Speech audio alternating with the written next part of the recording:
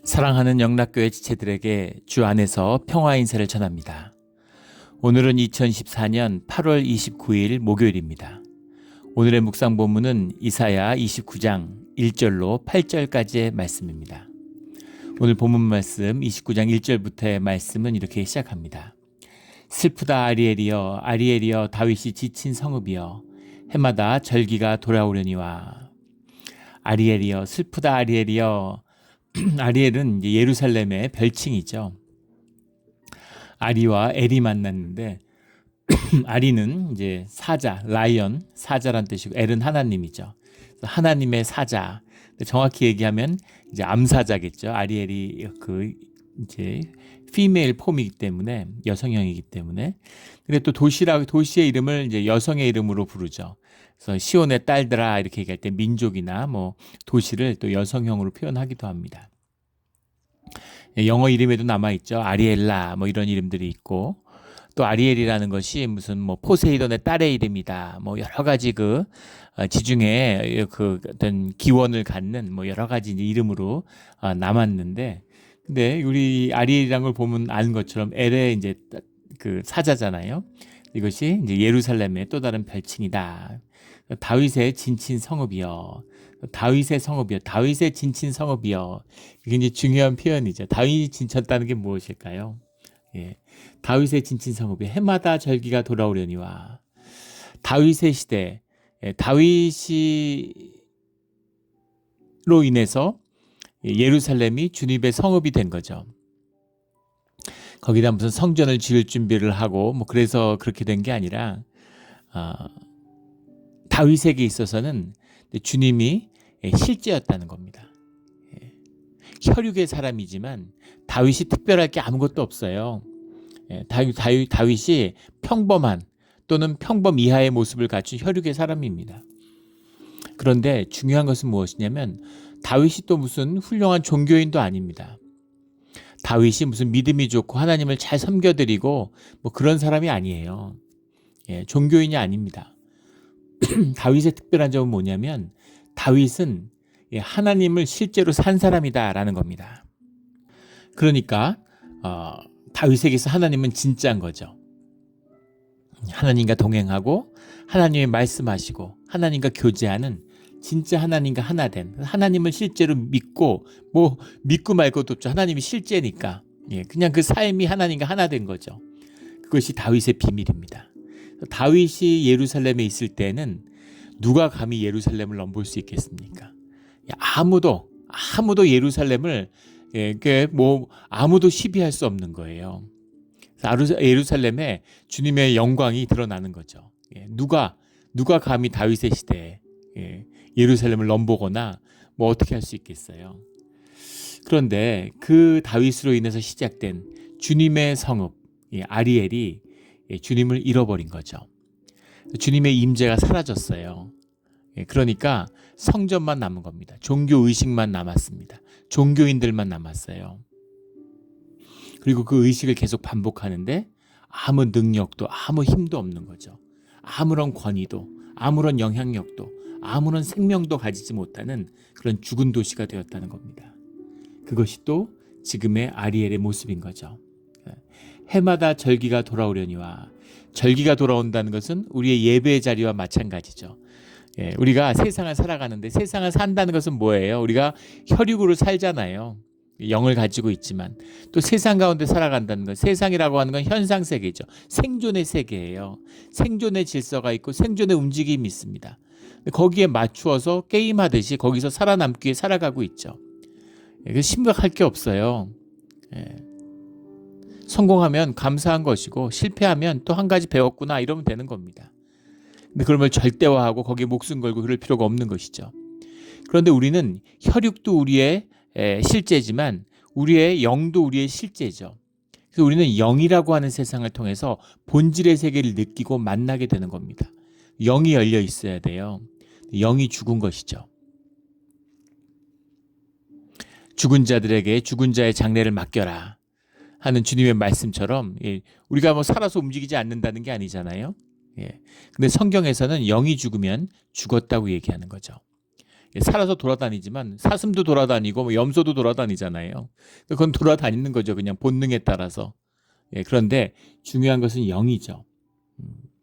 근데 그 영이 죽은 것이죠. 생명을 잃어버린 도시. 그것이 이제 아리엘의 모습이다라는 겁니다. 그래서 절기가 돌아오면 주님 안에서 회복돼야 되는데 세상을 사니까 우리의 영이 손상이 되죠. 우리의 영이 약해져요. 또는 죄로 인해서 이렇게 힘을 잃어갈 수 있습니다. 빛이 약해지는 거죠. 어둠 속에 살아가니까. 그러나 절기를 통해서 그 빛이 회복되고 그 생명이 회복되고 그 능력이 회복돼야 되는 거죠. 주님과 함께하는 비밀입니다. 그런데 절기가 돌아오는데 절기가 그냥 종교의 양식으로만 종교의 절기가 돼버린 겁니다. 아무 능력이 없어요. 오늘 우리 시대의 예배를 생각하면 되겠죠. 예배를 드리면 회복이 돼야죠. 예배를 드리면 능력이 나타나야 됩니다. 근데 예배가 아무 의미가 없어요. 종교화돼 버렸기 때문에 그냥 나오는 겁니다. 바쁜 일 있으면 안 나와요. 또 내가 뭐 기분 나쁘면 안 나옵니다. 또 나오면 뭐 주일 성수했다 그러고 또 안 나온 사람들 판단하고 정지하고 이러죠. 하나님의 말씀을 들어야 되는데 하나님의 말씀이 들리지 않아요. 내 에고를 죽이는, 내 에고를 꺾는 자리가 예배가 돼야 되는데 그런데 내 에고로 예배를 드리는 거죠. 종교인 겁니다. 그래서 내가 낮아져야 되는데 내가 높아져요. 종교의 의로 나를 높이는 거죠. 그게 좋은 겁니다. 주님의 말씀이 임하는데 그걸 그냥 설교로 듣는 거죠. 그래서 설교 비평을 해요. 좋으니 나쁘니 뭐 은혜를 받았니 안 받았니 뭐 어렵니 쉽니 이러면서 그걸 평가하는 거죠. 내게 좋으면 좋은 예배고 내게 마음에 안 들면 안 좋은 예배인 겁니다. 그것이 이제 종교의 모습이죠. 종교의 절기가 돼서 종교의 절기가 돌아왔는데 아리엘은 회복되지 않는 것입니다. 이것이 이제 종교의 비극이고 오늘날 기독교 또 우리 교회의 비극이죠. 2절에 내가 아리엘을 괴롭게 하리니 그가 슬퍼하고 애곡하며 내게 아리엘과 같이 되리라. 2절도 심오한 말씀이죠. 아리엘을 괴롭게 하리니 주님이 아리엘을 괴롭게 한다고 말씀하시는 겁니다. 혈육의 사람을 치유하는 방법은 혈육을 치는 것입니다. 고난이죠. 육체의 고난을 겪으면 영이 맑아져요. 영이 깨끗해집니다. 우리가 낮아질수록 우리의 심령은 고조돼요. 이게 우리 인생의 가장 큰 문제고 유일한 문제입니다. 우리 인생의 유일한 문제는 단 하나예요. 내가 높고 하나님이 낮아지신 겁니다. 내가 높아지면 주변에 원수들이 많아지고 원수들이 능력을 가져요. 세상 권세가 점점 세집니다. 내가 지켜야 할 게 너무 많아요. 점점 성을 쌓아야 됩니다. 지킬 게 많아지니까. 내가 높아지면 버스를 한번 타도 버스 기사 때문에 시험 들어요. 왜 친절하지 않지? 왜 저런 표정이지? 저러니까 버스 기사하지 하고 온갖 정죄가 난무하는 것이죠. 세상에 마음에 드는 것, 나라부터 뭐 민족부터 뭐 대통령부터 세상 모든 게 다 마음에 안 들어요. 내가 높아지기 때문에 세상이 다 문제 덩어리가 된 거죠.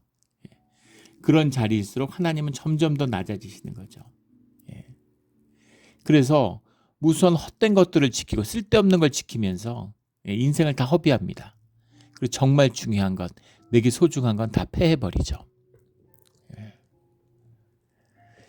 이것이 기이함이에요. 이것이 신비입니다. 예전에 몇 번 나눈 적이 있었죠. 제가 섬겼던 한국에서 교회 장로님인데 큰 회사의 사장님이세요.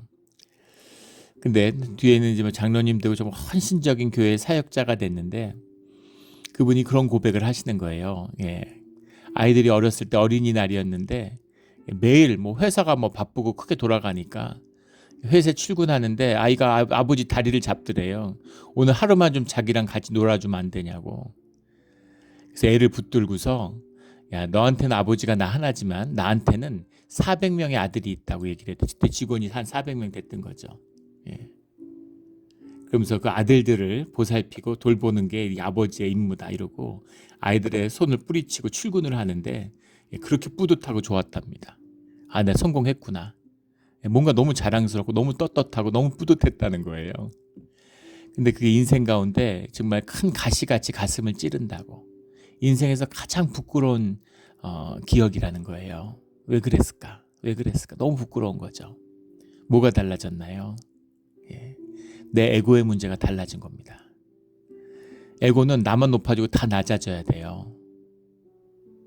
예. 독재 권력 같은 거 보면 알잖아요. 북한을 보십시오. 자기 동상, 사람들은 굶어 죽는데 자기 동상 금칠해서 2만 개나 만들어 놓고.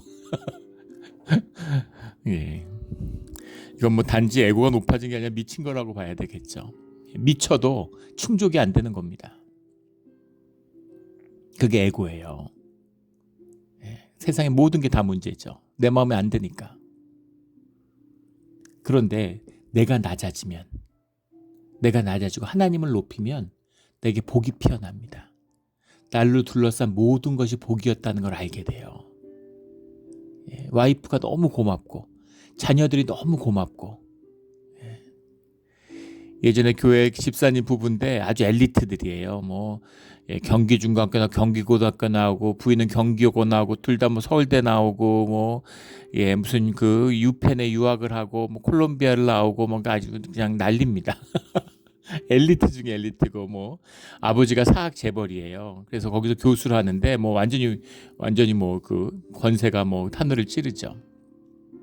자식들이 마음에 안 드는 겁니다. 자식들이 양에 안 차는 거죠. 자식이 시험을 봤는데 내가 기대하는 적어도 내 자식이면 이 정도는 돼야지 거기에 흡족하지 않은 거죠. 그래서 애를 몽둥이로 때리는데 화가 나가지고 애를 때리다가 애가 팔이 부러졌대요. 한국이니까 가능한 얘기죠. 애가 공부가 자기 못하는 것도 아니고 자기 양에 안 친다고 맞아서 팔이 부러질 일입니까? 근데 미쳐서 그렇게 가는 거예요. 내 에고가 높아지니까 자식이 왼수인 거죠. 세상 권세, 공중 권세, 마귀의 권세가 점점 세지는 거예요. 내가 높아질수록 거짓의 권세가 하늘을 덮는 겁니다. 그걸 꺾으면, 내가 낮아지면 나중에 주님을 만나고 주님 높임 받는 거죠. 내 삶에서. 그 자식한테 무릎을 꿇고 그때 일을 용서해 달라고 자신의 눈물로 사죄했다고 그러더라고요. 그러니까 아이가 아빠를 끌어안더니만 밤에 기도하다가 눈물이 펑펑 쏟아져서 애한테 미안하다고, 나 정말 잘못됐다고 가서 미안하다 그러니까 애가 아빠를 꼭 끌어안더니만 그런 것 때문에 잠을 못 자고 기도했냐 그러면서 다 괜찮다고 그러더래요. 그래서 더 펑펑 울었다 그러더라고요. 이렇게 귀한 자식을 줬구나. 주님 안에서 일어나는 일이죠. 주님을 높이면 복이 피어납니다. 내가 높아지면 무수한 헛된 거짓의 권세가 하늘을 덮는 거예요. 그래서 주님은 우리를 낮추시는 겁니다. 이게 복의 시작이에요. 종교인들은 왜 주님은 날 높이지 않고 날 낮추실까 이러는 거죠. 종교인들은 지가 알아서 높이기 때문에 주님이 특별히 낮추지도 않습니다. 낮출 가치도 없는 거죠. 거짓이니까. 진짜를 높이고 낮추는 거지 가짜를 높이고 낮추는 게 무슨 주님이 세상에서 게임을 하시겠어요, 인간들하고. 그런 건 아무 의미가 없는 것이다 라는 거죠. 부모가 사랑이잖아요. 사랑이면 자식을 훈계하고 나무라죠.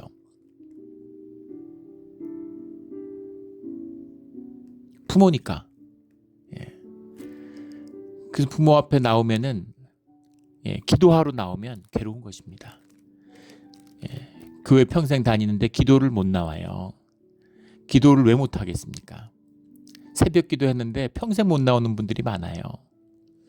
기도가 괴롭습니다. 기도 못 해요. 기도를 하면은 내 영이 열리고 나를 만나게 돼요. 정말 주님을 만나게 되고 싶다면 나를 먼저 만납니다. 그러면 진짜 옷을 찢고 머리를 쥐어 뜯고 싶은 고통스러운 순간이죠. 그런 아픔이 있는 것이죠. 괴로운 것입니다. 주님이 아리엘을 회복하기 위해서 차녀니까 야단치는 거 아니에요. 칭찬만 하는 게 그럼 뭐 이웃집 아저씨거나 무슨 의붓 아빠가 아닌 다음에 칭찬만 하는 부모가 어디 있겠어요. 그 야단을 치는 것이죠. 바르게 이끌기 위해서 아리엘을 괴롭게 한다는 겁니다. 이 고난의 의미. 주의 자녀들, 남은 자들은 고난에 감사하는 거예요. 우리 그런 고백들을 많이 듣게 되죠. 교회에서. 많은 어려움과 고난을 겪어왔지만 주님과 함께하는 사람들은 그 고난이 주님의 은혜였음을 고백하게 되는 겁니다. 쉽지 않은 일이죠. 쉽지 않은 일이죠. 그러나 그것을 감사와 은혜로 받는 거예요.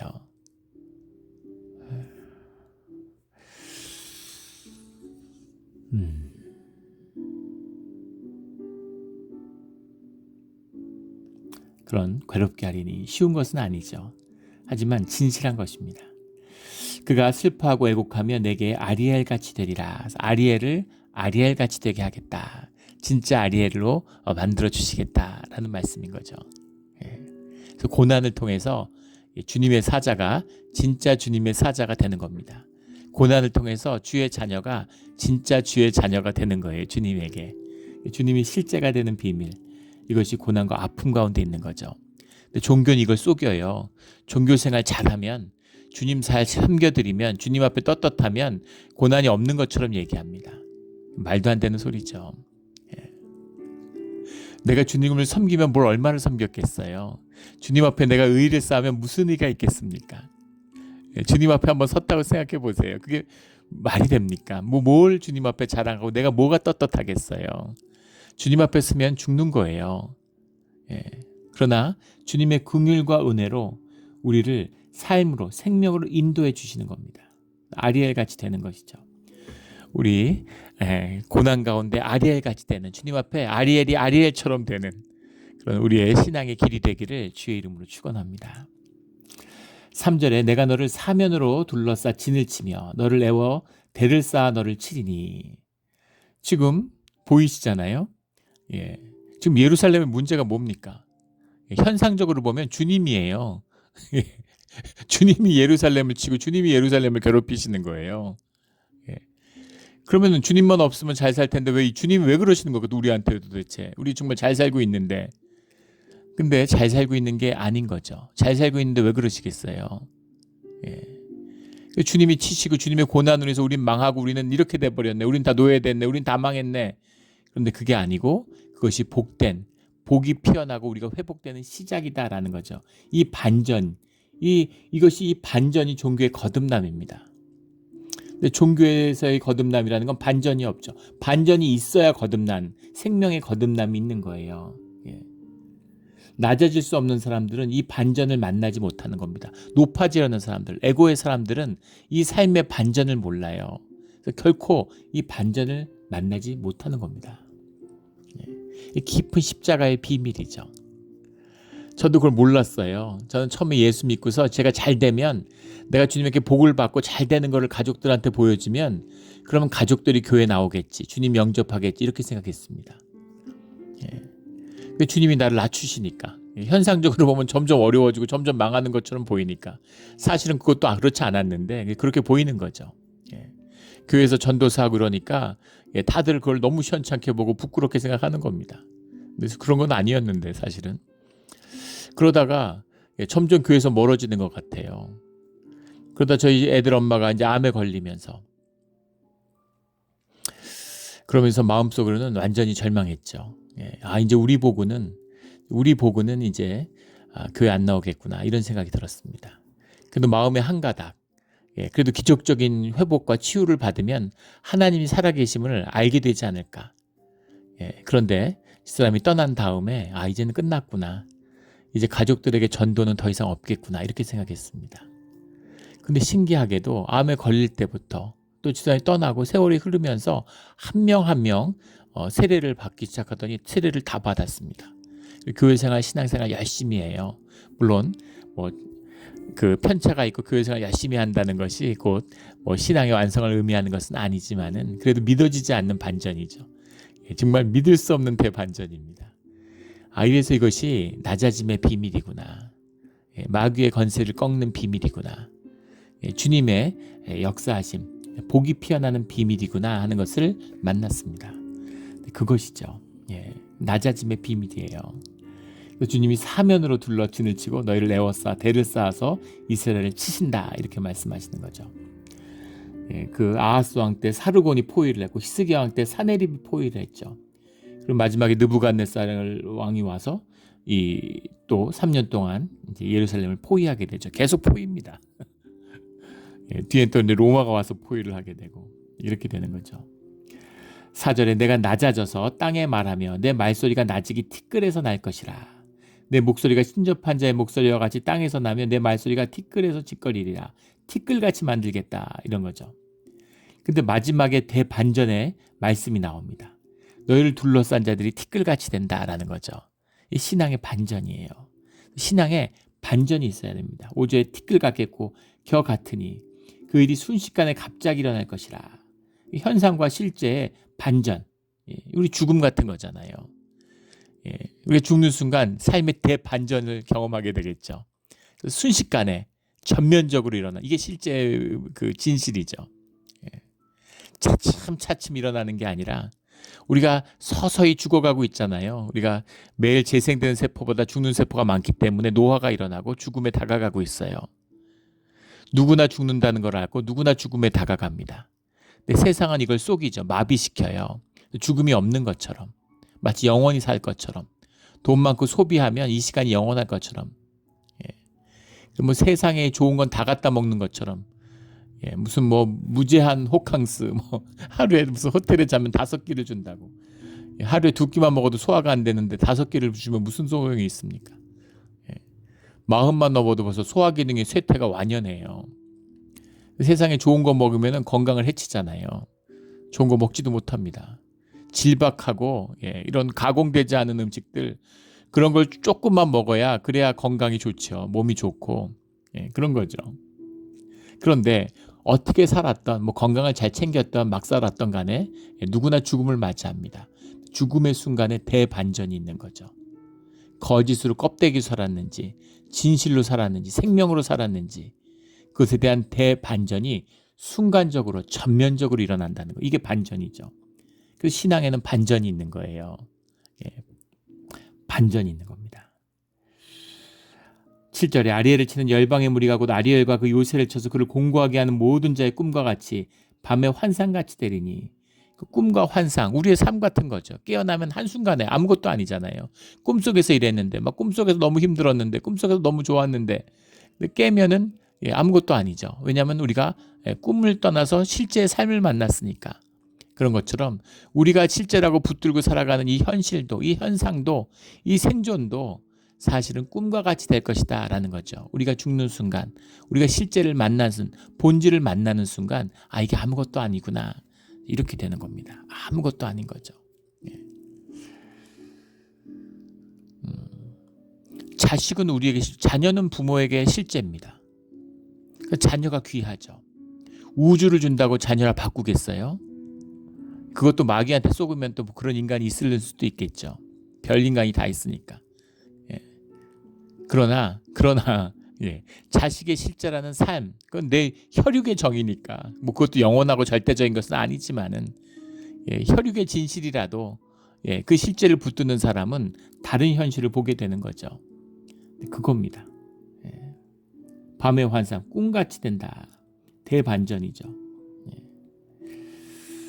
줄인 자가 꿈에 먹었을지라도 깨면 그 속은 여전히 비고, 목마른 자가 꿈에 마셨을지라도 깨면 곤비하며. 현상의 세계잖아요. 현상의 세계에서 막 채우고 이러면 꿈에 마신 것처럼, 막 마실 때는 기분이 좋으니까 막 좋을 것 같지만 결국 갈증을 해소하지 못하는 거죠. 우리의 실제, 영의 굶주림을 채우지 못하면 허상의, 현상의 세계로는 우리가 배부르지 못해요. 그게 인간의 실제고 그것이 인간의 비극입니다. 육으로 세상이 해결되면 세상이 벌써 뭐 해결 다 됐겠죠. 뭐 공산주의 되고 뭐 세상이 다 바뀌었을 겁니다.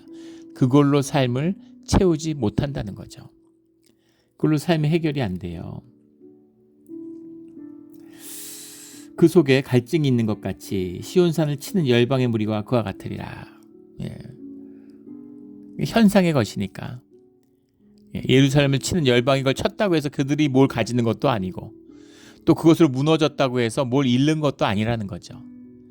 그러나 그 현상의 흔들림 속에서 혈육의 세계가 무너지는 걸 통해서 본질의 세계를 만나야 된다. 실제를 만나야 된다라는 겁니다. 현상에 뿌리 내리고 있는 내 에고의 거짓을 만나야 된다라는 거죠. 그래서 그걸 깨고 나를 낮추고, 예배 오고 교회 오는 건 나를 낮추기 위해 오는 거예요. 종교인들을 날 높이기 위해 오죠. 내가 돈 벌고 성공했는데 이민 오니까 알아준 사람이 아무도 없어. 그러니까 교회 가서 이제 인정받아야지. 내가 무슨 멀시드를 샀는데 아무도 안 알아줘. 그러니까 교회에 와서 으스대야지. 그렇게 교회를 오는 거. 이게 종교의 모습이죠. 에고의 사람입니다. 너무 원색적으로 얘기했지만 무슨 종교인, 종교를 섬기고 다 마찬가지죠. 내 의의를 자랑하고 나를 높이려는 건 아무 의미가 없어요. 나를 낮추기 위해서. 나를 티끌처럼 낮추면 마귀가 내 삶에 대한 권세를 잃어버립니다. 주님이 높임을 받으면 우리 삶에 주님의 복이, 생명의 복이, 관계의 복이 피어나요. 그럼 정말 온 우주가, 온 세상이 나를 돕는구나. 나를 돕는구나. 이걸 느끼게 되는 거죠. 이 새벽에 새벽 기도를 끝나고 나왔는데 이 몬트레이의 공기가 정말 이런 세계 최고의 공기가 아닐까 이런 생각이 들어요. 정말 이 뭐 소나무 향이 배어 있는 적절한 습기와 그 찬 공기가 이 새벽에 쫙 불어오면은 정말 영혼이 소생하는 것 같은 느낌을 받습니다. 정말 감사하죠. 기가 막힌 곳에 살고 있구나. 어떻게 이렇게 좋을 수가 있을까? 공기에 감사하게 되는 겁니다. 감사의 시작이죠. 세상의 모든 것이 나에게 복이 되는구나라는 것을 느끼게 되는 겁니다. 이것이 절기의 비밀이고 이것이 우리 예배의 비밀이어야죠. 이런 축복을 만나는, 인생의 반전을 만나는 진짜 신앙생활을 해서 30년 교회 다녔는데 맨날 똑같고 불만만 쌓이는 게 아니라, 식상해서 뭔가 이벤트 해야 되는 게 아니라 주님과 교제하는 삶을 살수록 내가 점점 낮아지고 나의 품은 점점 넓어지고 나의 심령은 점점 자라나서 더 깊은 주님을 만나고 더 깊은 은혜를 나누고 더 많은 사람들을 세우고 더 많은 사람들을 깊이 사랑하는 그런 존재로 자라가는 그런 우리의 신앙의 자리가 되기를, 아리엘이 아리엘같이 되기를 예수 그리스도 이름으로 축원합니다. 아멘.